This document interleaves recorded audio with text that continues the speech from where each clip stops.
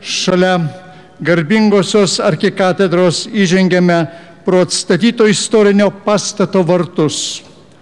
1000 metų švenčiame ir Mindaugo karūnavimo dieną, minint Lietuvą po kelių šimtų metų, kurie atsiveria duris į valdovų rūmus, į laiko ir karų nesunaikintos tautinės tapatybės, neištrintos valstybinės atminties simbolį.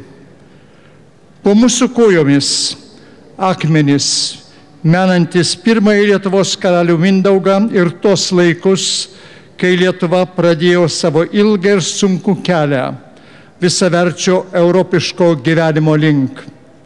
Būtent karaliaus Mindaugo Lietuva 1253 metais realizavo tai, ko mūsų tėvyniai pritrūko 1900-aisiais. Tapome tikra krikščioniškosios Europos dalimi. Tad buvo padėti ne tik mūsų krikščioniškųjų šventiklų, bet ir Lietuvos didžiosios kunigaikštystės pamatai. Valstybės, su kuria Lietuva sieja stipriausius savo istorijos tarpsnius, didžiausius laimėjimus, ryškiausius suklestėjimus. Iš tų Lietuvos didžiosios kunigaikštystės laikų ir karaliaus Žygimanto Augusto atstatyti valdovų rūmai, kaip mūsų renesanso simbolis, kaip simbolis tvirtos ir galingos Lietuvos, kaip tik tada išgyvenusios geriausius savo laikus, kultūriškai susilyginusius su pažangiausiais Europos kraštais.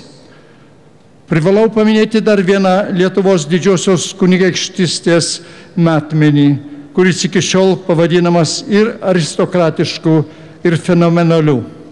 Tai daugiakultūriškumas, atvirumas visoms čia skambėjusioms kalboms, tikėjimams ir pažiūroms. Iš pačių tolimiausių šalių atvykę aukšti valdovai ir studentai, vienuoliai ir amatininkai rasdavo bendrą kalbą, grindžiama pagarba ir tolerancija. Šiandien šiame garbingųjų svečių būryje jaučiu panašius jausmus, kokius, manau, turėjo jausti tų laikų Lietuvos valdovai.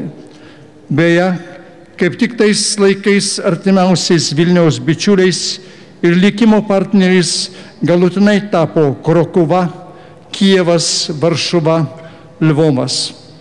Džiaugiuosi, kad ilgainiui ši draugystė šiandien ir dabar dar kartą patvirtinama.